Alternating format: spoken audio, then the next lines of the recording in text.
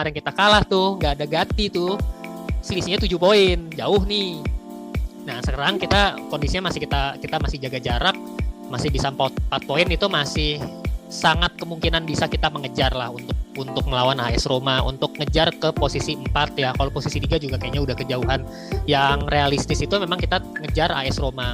Nah cuman kan juga yang perlu kita waspadai ini Como ya, tiba-tiba nih tapi si memang Como kalau worst skenario-nya Juventus gagal, ya memang brandingnya agak turun nih sekarang, karena pemain-pemain inceran yang mungkin nanti diinjak Juventus jadi nggak mau berlabuh ke Juventus sekarang ngambil di UCL, dan juga beberapa pemain yang mungkin harusnya bisa extend jadi nggak bisa. Ya mungkin memang strategi penjualan pemainnya dan juga penerimaan masuk pemainnya pun nanti agak kurang enak gitu. Nanti mungkin kita bisa beli.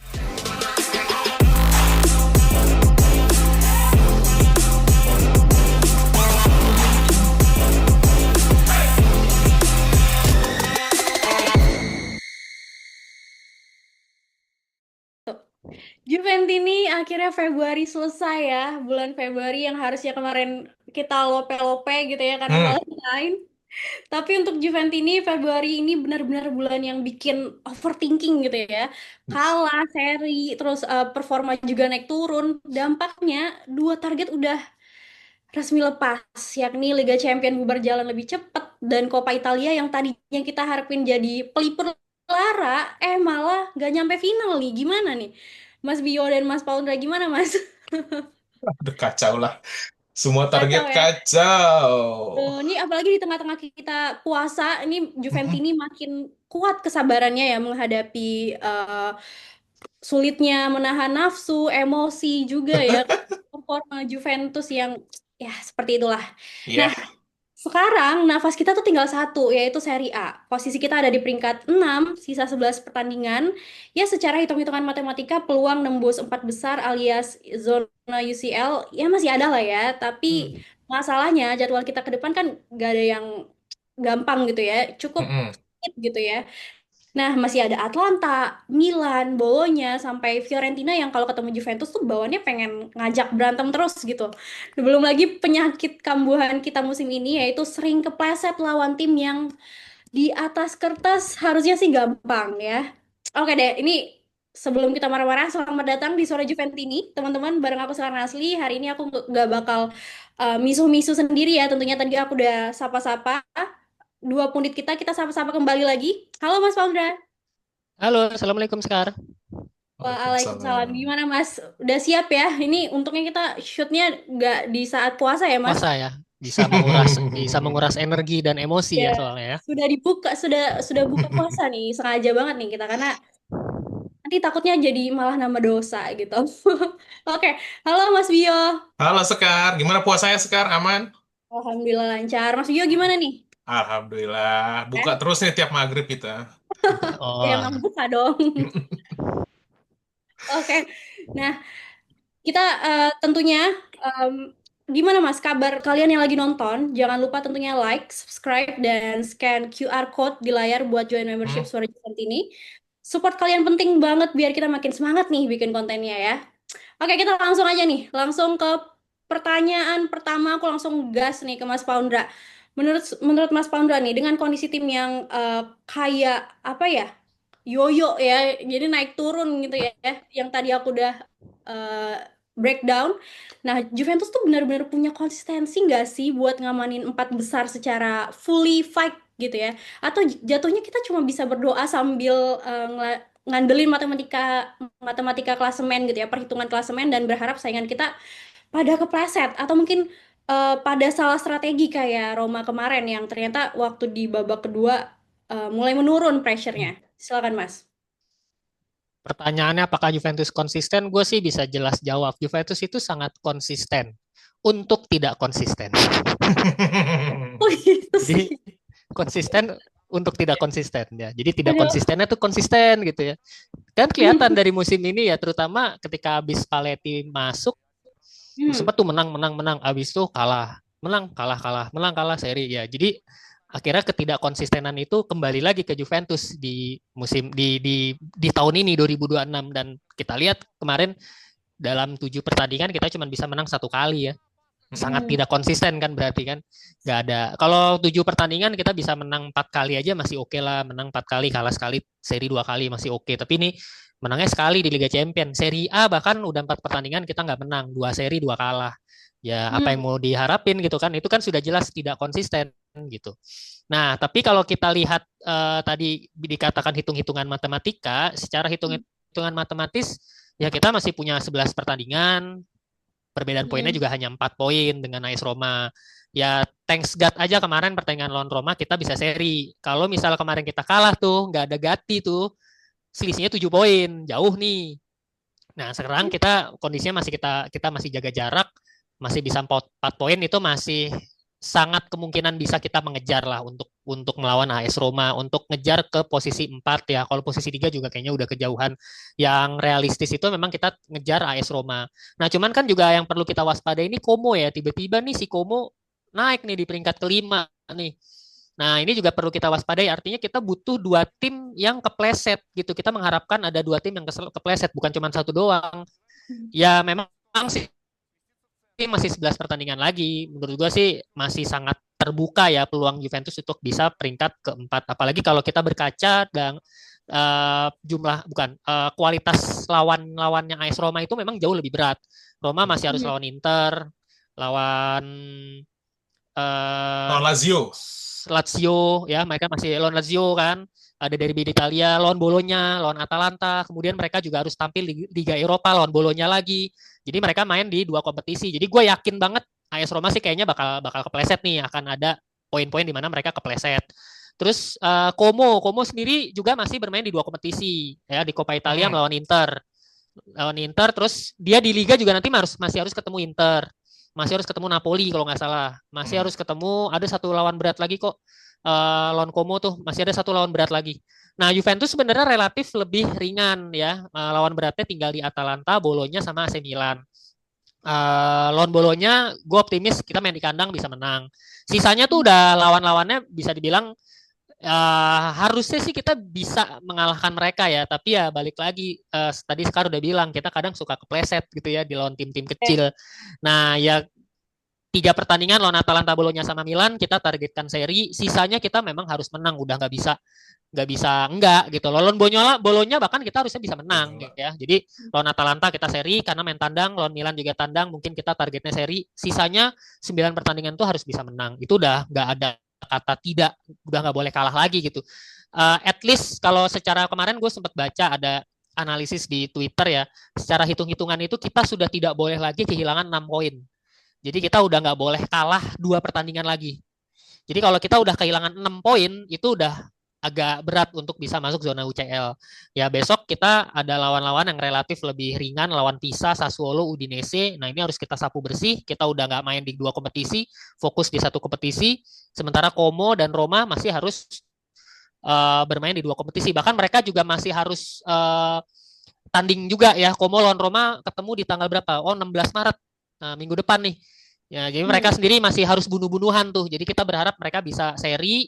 Nah, Hmm. Juventus bisa bisa ngelompatin mereka gitu ya harapannya.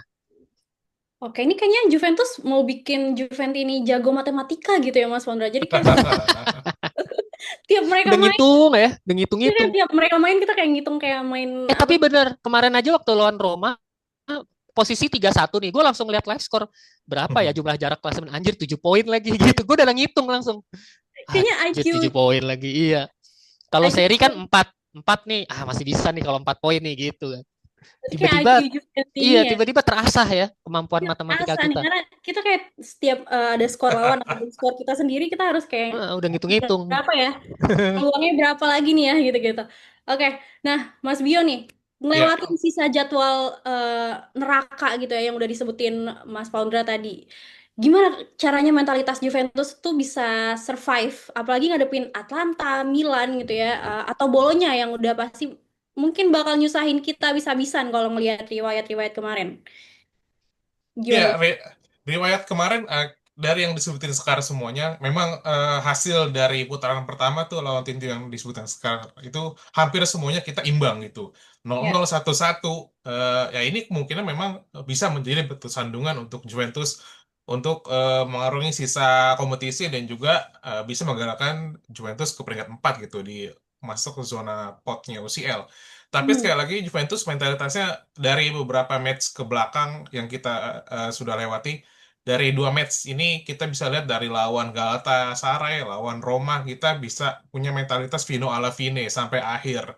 Ya, Ya. ini kemungkinan ini akan menjadi apa namanya semangat lagi, yaitu grintanya keluar lagi.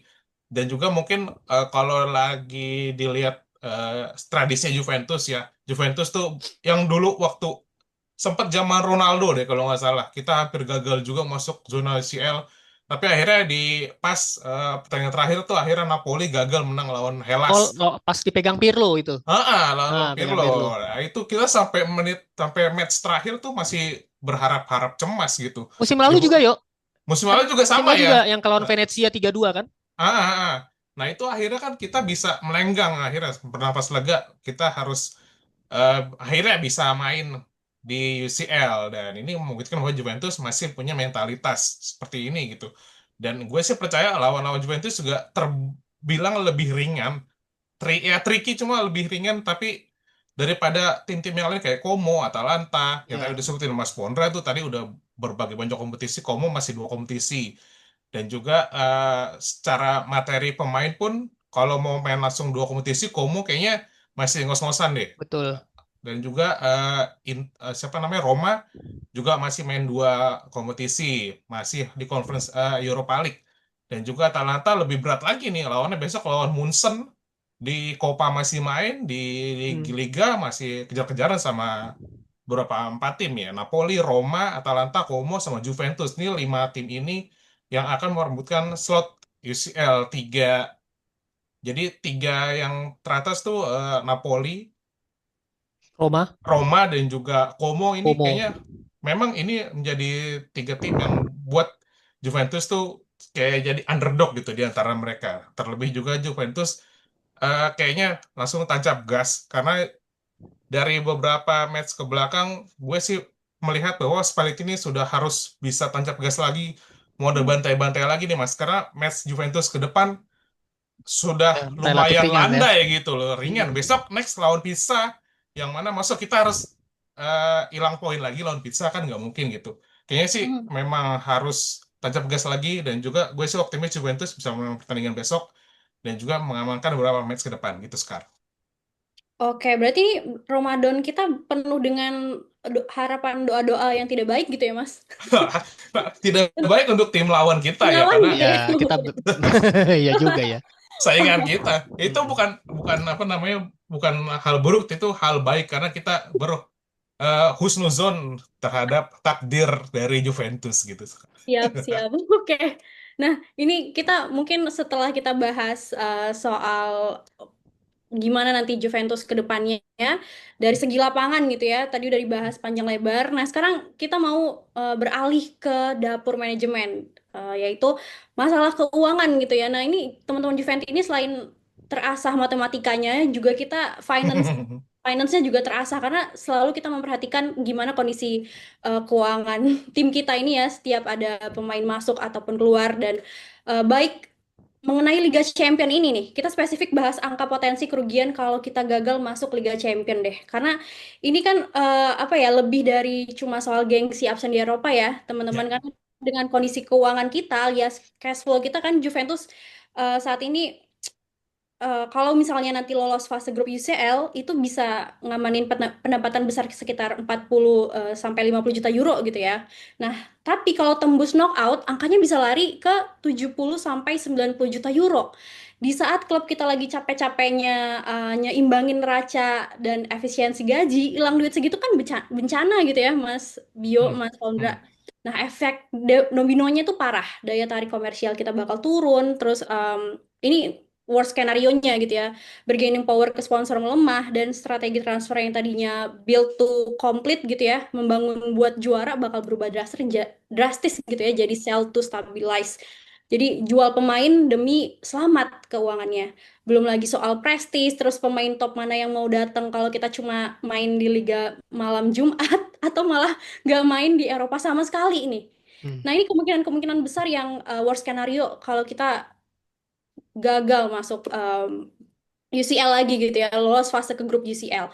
Nah, Mas Paundra nih, kalau skenario terburuk itu kejadian, gagal empat besar ini amit-amit ya. Menurut Mas Paundra gimana nih proyek pelatih kita sekarang yaitu Spalletti masih bakal dapat support nggak sih?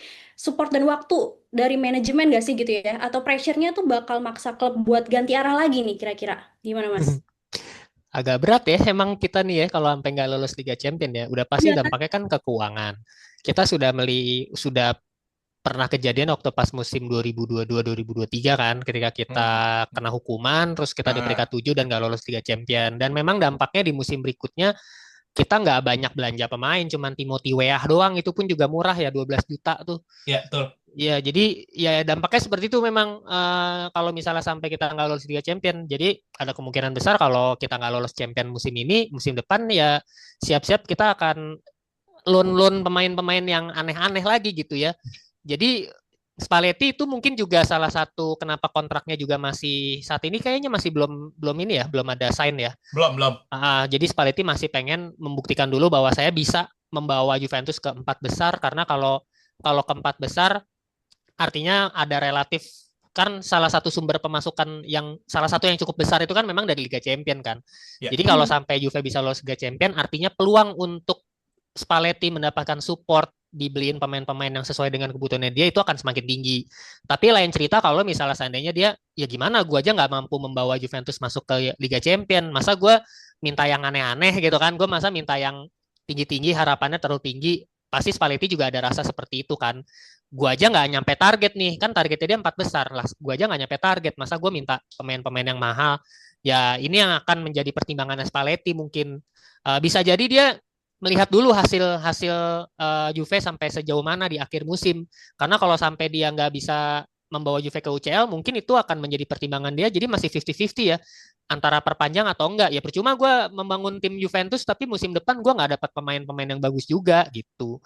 Nah, kalaupun Juventus lolos ke Liga Champion, sebenarnya juga nggak jaminan juga sih Juventus akan membelikan pemain-pemain sesuai dengan arahan Spalletti ya. Nyatanya mulai dari zaman Thiago Motta, Tudor juga kemarin nggak ada tuh pemain-pemain yang dibeliin sesuai dengan permintaan pelatih kan nggak ada juga gitu kan. Calafiori waktu itu diincer butuhannya Motta nggak dapet tuh harga 40-50 juta. Tudor minta Kolomuani musim lalu juga nggak ada tuh kejadian tuh, malah akhirnya yang dibeliin pemain-pemain model Openda, Jonathan David yang datang malah gitu. Padahal kita lolos Liga Champion loh, pemasukan ada gitu. Top Miners kita beli lumayan mahal, Ya. nyatanya flop juga gitu. Jadi sebenarnya nggak jaminan juga sih kita lolos Liga Champion, tapi kalau beli pemain yang tidak tepat guna mahal doang ya percuma kan gitu sih.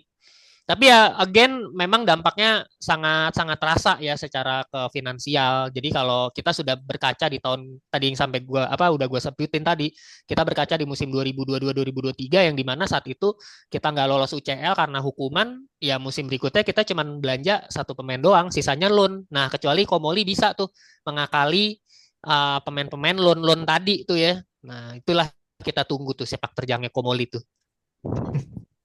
Oke, ini sebenarnya udah di spill sama Mas Paundra ya, Mas Bio. Tadi Ya. terkait memang Juventus ini kita juga punya apa ya experience atau traumatik. Memang kalau financial itu kadang nggak ngaruh soal jual beli pemain gitu ya, yang benar-benar menurut Spalletti atau pelatih yang baik belum tentu menurut manajemen bakal didatengin gitu ya. Biasanya kayak gitu. Hmm. Nah, kalau dari Mas Bio nih, Hmm.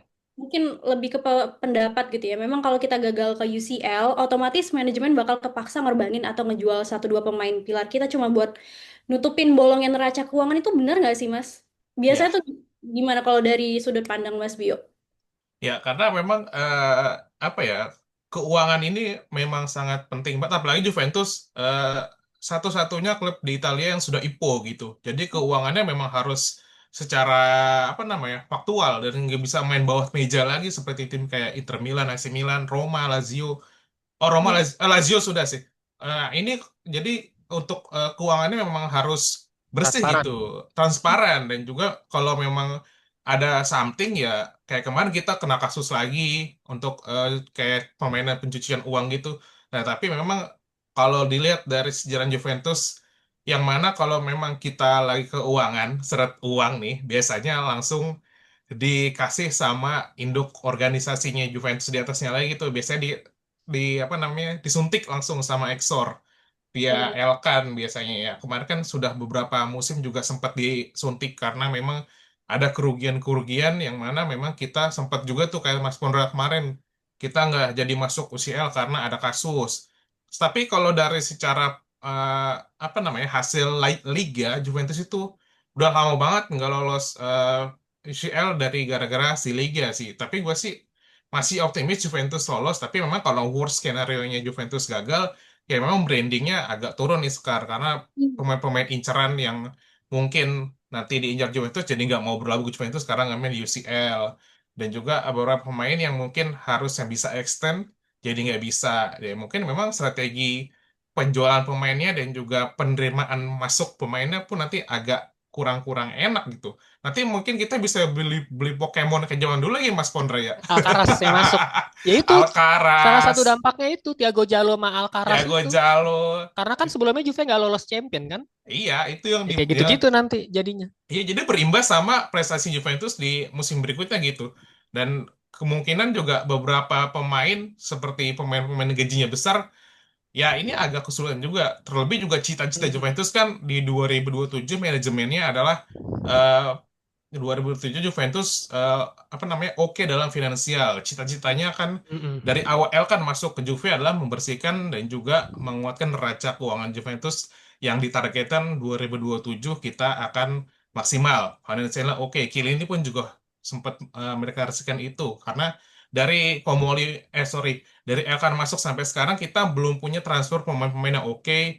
Iya. Mahal mahal iya tapi oke enggak gitu loh. Jadi Mm-mm. kita berimbas juga dalam penggajian pemain dan Betul. juga performa pemain dibandingkan jadi performa pemain dibandingkan sama gajinya itu membuat pemain jadi lebih kayak punya gendong masalah gitu, gendong beban gitu. Nah, ini yang mungkin nanti ini tambah worse kalau Juventus gagal di UCL gitu sekarang. Kalau gue Hmm. boleh nambahin sedikit, kita kan juga lagi ngincer pemain-pemain kelas dunia yang gratisan ya, kayak Ah, itu Bernardo Silva kan, Bernardo Goretzka. Silva, Goretzka, Rudiger. Nah, Heeh. gimana mereka mau masuk ke Juventus kalau gajinya Nggak di masuk nih. bawah 6 juta gitu kan, di bawah 7 juta, gajinya kan gede-gede. Nah, untuk bisa membayar gaji gede ini kan berarti memang finansialnya harus sehat. Salah satunya memang harus lolos Liga Champion. Kalau menurut gue sih masalah masalah Juventus gak lolos Liga Champions jadi pemainnya gak mau main. Hmm. Kayaknya sih enggak ya. Mereka Hmm. melihat tim seperti Juventus kan musim depannya juga Juve pasti akan lolos Liga Champions lagi gitu ya. Tapi lebih ke masalah beban gaji sih. Kayak Hmm. Rudiger tuh kan gede Hmm. banget gajinya gitu. Nah Dan ini dan berat kalau gimana lo bisa dapetin pemain-pemain kelas dunia kalau kayak gitu caranya. Gajinya kita nggak sanggup. Udah transfernya kita nggak punya duit ya. 40 juta, 30 juta kita hmm. mikir-mikir. Apalagi masalah gaji gitu. Dan kalau memang harus ngejual pemain ya memang itu bisa dilakukan selama nominalnya oke. Kayak kan Edon sudah ada tawaran tuh Mas. Hmm, Tadi gua baca dari klub IPL dan juga Liga Prancis, Edon ada Prancis. ada dari Monaco sama Everton nominalnya 40 juta. Itu mungkin kalau misalkan nanti Juventus gagal masuk UCL mungkin Edon akan dilego kedua tim ini. Ya, terus juga abis itu kita beli pemain yang lebih murah gitu kan. Zegorova Hmm. kita jual 40 juta, kita bring back Chiesa 15 juta juga menurut gua nggak masalah, masih ada Ya, spare kan. iya dari Malah segi lebih malah lebih oke Chiesa iya kan daripada Zegrova. betul. Kalau itu gue setuju. Mm-mm. Ini Ya memang itulah real. nanti masalah apa strateginya Komoli lah kita baru bisa lihat di musim panas nanti. Apalagi ada Piala Dunia kan. Ya, Ya. Ah, biasanya ada muncul pemain-pemain yang potensial di Piala Scott-Scottnya. Dunia, Hmm. yang masih muda-muda, harganya belum mahal-mahal banget. Di situ nanti kita bisa lihat. Ya ini emang realita apa ya Mas, klub TBK gitu ya. Iya, Iya, betul. TBK bener. TBK. Memang harus penuh dengan perhitungan karena memang disaksikan oleh para pemegang saham.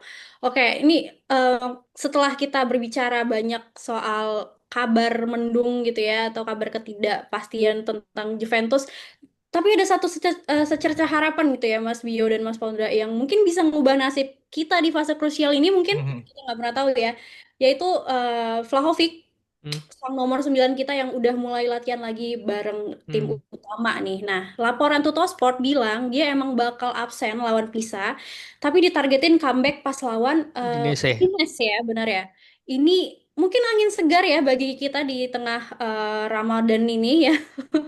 Waktu Dusan absen, kita emang punya Jonathan David. David ini kan striker modern, cepat, mobile, pintar, cari ruang. Tapi memang pada kenyataannya bukan tipikal reference striker gitu ya, atau tembok Hmm. yang bisa nahan bola. Nah, pas Dusan nggak ada, kita bisa lihat lah gimana kehilangan target buat build up vertikal, kehilangan jangkar di dalam kotak penalti, dan ancaman bola udara kita juga bisa dibilang berkurang drastis. Nah, Mas Pandra, seberapa masif nih pengaruh kembalinya Dusan buat struktur serangan kita? Dan kalau di compare head to head ya sama Jonathan David sekarang di skema permainan Juve saat ini, apa sih bedanya yang paling kerasa? Silakan, Mas. Yang pertama gue mau ngebahas dulu mengenai jumlah gol yang Juve cetak dalam 7 pertandingan terakhir ya. Memang kita kebobolan 20 gol. Tapi Hmm. ada sisi positifnya. Kita dalam 7 pertandingan terakhir itu kita nyetak 12 gol. Lumayan banyak lah, hampir rata-rata 2 gol lah. Nah, yang menarik ini Hmm. adalah dari 12 gol tersebut gak ada striker yang nyetak gol. Artinya kita yang nyetak gol tuh gelandang sama back. Artinya ini secara kolektivitas tim kita sebenarnya udah cukup solid. Kolektif Ya. nih, semua orang bisa Hmm. mencetak gol, gak harus ngandelin striker aja. Jadi plus minus nih kalau striker 12 gol dicetak striker semua, nah artinya supportnya si gelandang sama backnya kurang kolektif gitu. Bisa point of view bisa seperti itu. Nah, point of view yang sekarang ini gue bisa bisa katakan, wah berarti sebenarnya Juve udah cukup kolektif nih, gelandang sama backnya bisa gegendong striker yang lagi mencret kayak sekarang gitu kan. Nah, ya sekarang lu bayangin ketika strikernya beneran klinis ya, beneran beneran punya striker bagus tuh, bayangin tuh gelandangnya jagonya tagol, backnya jagonya tagol, kalau ditambah strikernya juga tajam di depan, mungkin kita akan punya posisi yang lah jauh lebih baik dari posisi yang sekarang. Itu gue yakin Ya. banget. Jadi kembalinya Vlahovic menurut gue itu ada sebuah harapan ya, harapan di mana kita tahu kinerjanya David sama Openda selama 3 bulan. Selama Vlahovic itu absen, ya seperti itu aja. David cuma nambah 2 atau 3 gol doang. Openda bahkan ngapain dia di lapangan? Gak jelas dia di lapangan ya. Bukan striker tajam, tapi striker yang ngasih assist juga enggak gitu. Jadi ya cuma sebagai jogging aja dia selama running jogging ya di lapangan gitu. Jadi nggak ada sesuatu hal yang bermanfaat juga buat Juventus. Nah, kembalinya Vlahovic striker nomor 9. Jadi gue ngerasa ada harapan nih untuk bisa switch ya dari David ke Vlahovic. Minimal banget, Vlahovic kan posturnya tinggi ya.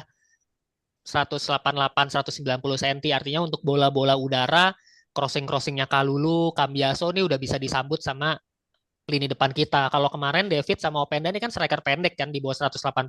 Wah, nyundul aja kagak nyampe, Bos. Dapat bola begini nyundul kena ubun-ubun. Bukan kena Mending jidat, kena. kena ubun-ubun. Nyundulnya ke belakang. Nah, sekarang kita dapat striker yang posturnya udah kembali nih, Vlahovic posturnya 190 cm. Jadi mudah-mudahan itu kita bisa menambah ketajaman ya di lini depan kita. Gelandangnya udah oke, produktif, backnya udah bisa, udah rajin. Bahkan kemarin Gatti disuruh jadi striker tuh. Iya, Di Twitter ramai kan, Gatti aja jadi jagoan striker Gatti Gatti. malah. 4 gol boy musim ini, padahal banyakkan cadangan loh dia mainnya. Ya Iya. kan, Kelly mulu yang main, tapi giliran main nyetak gol bisa sampai 4. Berarti lebih klinis nih daripada Openda kan. Nah, ini kan Mm-mm. masalah postur sebenarnya. Vlahovic punya postur yang bagus buat bola-bola udara dan set piece. Jadi itu yang kita harapin sebenarnya dengan kembalinya Vlahovic ya. Oke, amin amin. Semoga harapan-harapan Mas Paundra tadi terwujud ya. Itu memang harapan kita semua tentunya. Nah, Ya. kalau tapi logikanya nih Mas, kalau kemudian Vlahovic main ya, ini mungkin agak taktikal untuk Mas Bio ya. Back-back Mm-mm. lawan kan pasti bakal pada ngerubungin dia nggak sih? Karena dia kan kuat nahan bola nih dengan postur Mm-mm. tingginya tadi. Apakah ini artinya kemudian nanti pemain-pemain tricky kita kayak Yildiz, Conceição gitu ya, Zegrova Mm. atau Boga bakal dapat ruang yang jauh lebih bebas buat ngacak-ngacak dari sayap mungkin? Gimana Mas Bio? Iya, ini kan kalau Vlahovic gue juga satu sekali lagi gue seneng ya karena Vlahovic beritanya sudah mulai training bersama Latihan. grup. Hmm. Jadi kemungkinan untuk dia comeback ke lapangan tuh sudah terjawab lah. Mungkin Sun lawan Pizza sudah bisa main, tapi mungkin dari bench, nggak langsung starter karena memang ada penyesuaian setelah cedera, setelah dia operasi juga. Ya ini kalau dibilang sekarang dia menjadi apa namanya kayak dikerubungin sama back-back line dan juga menjadikan beberapa gelandang dan juga winger Juventus menjadi agak lowong gitu penjagaannya. Ini bisa juga karena dari secara role si Dusan ini bisa jadi apa namanya dummy runner, bisa jadi goal poacher, bisa jadi second punta juga. Terlebih dulu Juventus pakai dua striker Mas. Ingat nggak dulu zaman Hmm, Morata, Vlahovic. Nah iya. ini dua-duanya oke waktu itu dipasang jadi dua striker. Jadi bisa gantian role gitu. Nah sementara sekarang kan striker yang di Juventus ada sekarang hanya Jonathan David sama Openda ya, dua-duanya apa namanya ya? Ya pesakitan juga di Juventus, apalagi Openda kerjanya tiap match ngukur lapangan doang. Kita kalau nonton Openda tuh kayak ah ah gitu mulu pasti Ah, ada misuh-misuhnya mulu. Ini ngapain sih scanning aja enggak gitu. Jadi ini kembalinya si Vlahovic ini memang jadi suatu angin segar. Ada secara harapan benar tadi kata Sekar bilang. Ya memang dari untuk penyelesaian gol-gol klinis ini Juventus dari 7 match yang Mas Pondra bilang memang harusnya kalau ada striker goal poacher prima punta seperti Vlahovic mungkin kita bisa lolos UCL kemarin Mas ya. iya, Dan juga bisa. kita iya, kita juga kemarin harusnya melawan lawan Roma juga bisa menang. Tapi memang ini si Vlahovic yang harusnya bisa jadi apa namanya mesayahnya Juventus untuk di lini depan. Gue sih berharap dia bisa mencetak gol lagi dan juga kalau memang dia menjadi apa namanya center pointnya dan mungkin si Yildiz, Chico, dan juga Boga, mungkin Edon, ini bisa menjadi apa namanya alternatif serangan di beberapa match ke depan karena jadi pecah gitu konsentrasi back-back lawan Juventus. Terlebih lagi Dusan memang klinis di depan gawang, kakinya bisa ngegolin, set piece dia bisa oke, dan juga free kick-nya juga oke. Dan juga memang gue ngelihat nggak ada striker lagi di Juventus yang lebih oke dari Dusan gitu. Waktu itu kan Dusan sempet bapuk juga ya. Tapi setelah gue melihat David sama Openda ternyata lebih bapuk Bapuk juga dari lagi. jadi ya memang keputusan adalah mengkeep Dusan sampai akhir musim ini adalah sesuatu yang oke untuk Juventus. Siapa tahu nanti dia bisa split gaji untuk musim depan. Jadi kita Hmm. nggak perlu beli striker lagi. Dia katanya sih sudah mau berusaha nego turun gaji sampai 7 juta euro dan juga memperpanjang durasi kontraknya yang sampai akhir musim ini masih ada tanda tanya apakah dia akan perpanjang atau enggak ya mungkin terlebihnya dia juga sudah mengganti ikon di wallpaper apa namanya display picture-nya di Instagram waktu David sama Openda datang tuh dia langsung eh, apa namanya mengglorifikasi bahwa dia striker nomor 9 Juventus. Langsung Asik. pakai DP-nya ganti pakai nomor 9 itu jadi dia apa namanya bisa mengisyaratkan bahwa dia ingin kembali. Terlebih dari beberapa match ke belakang kan kelihatan dia gatal banget gitu. Dari sorotan kamera dilihat sorot terus. Aduh, Vlahovic kayaknya gatel nih kakinya mau main karena aduh, kenapa sih strikernya Juventus kayak gitu semua gitu? Harusnya gue gitu. Harusnya aku yang di sana gitu. Mungkin kata Vlahovic begitu ya. Karena gemes gitu. Kita dari beberapa match ke belakang lihat striker Juventus kalau dikasih bola-bola enak, bola-bola nggak enak, itu kelihatannya gemes banget gitu. Harusnya gol gitu. Nah ini mungkin Vlahovic besok bisa langsung jadi apa namanya mesayahnya untuk Juventus. Karena kalau gue lihat striker-striker Juventus dua-duanya mentok. Si David sama Openda ini mentok. Udah nggak bisa ngediapa-apain lagi. Mungkin hanya Yildiz aja yang ditaruh di tengah. Selebihnya Zdegrova sama Boga yang akan menjadi mengisi lapangan sisi-sisinya Juventus. Gitu sekarang. Wah, ini bener-bener ya. Sisa musim ini tuh apa ya ibarat partai final semua gitu ya buat Juventus ya Mas Mm-mm. Sandra Mas Bio ya. Mm-mm. Dari mulai nasib keuangan klub, terus nasib pelatih juga yang ternyata juga belum kontrak taken gitu ya, Ya. yang seperti Mas Founder jelasin tadi, juga sampai nasib pemain bintang kita benar-benar dipertaruhin di 11 pertandingan sisa ini. Dan semoga nanti next episode aku bisa ngomong welcome back Vlahovic gitu ya. Ya. Dan semoga nanti kembalinya Vlahovic semoga bisa menjadi booster yang kita butuhin buat ngamanin tiket UCL pastinya. Amin. Tentunya teman-teman Juventus ini aku juga mau dengar pendapat kalian ya. Coba absen di kolom komentar. Menurut kalian kita masih bisa tembus 4 besar nggak nih sampai akhir musim nanti? Dan kalau amit-amit gagal, siapa pemain yang paling kalian relain buat dijual? Tapi jangan sampai ya. Nah, makasih banyak Mas Fondra dan Mas Bio yang udah nemenin overthinking bareng kita hari ini. Thank you, Sekar. Jaga kesehatan dan teman-teman juga semoga kuat, lancar puasanya nih sekitar 2 minggu lagi ya, masih masih panjang, cukup panjang tapi tidak gak lama lagi kita mau Lebaran juga. Semoga semakin kuat-kuat lah ngadepin permainan pemain klub kecintaan kita ini yang kadang naik turun ya, mungkin menguji kesabaran. Tentunya jangan lupa like, subscribe, dan nyalain lonceng di YouTube kita supaya nggak ketinggalan video-video berikutnya. Dan tentunya scan QR di layar buat join membership Suara Juventini. Kita ketemu lagi di obrolan panas berikutnya ya. Kita Panas akhiri banget. dengan Vino Lavine. Forza Forza Juve. Juve!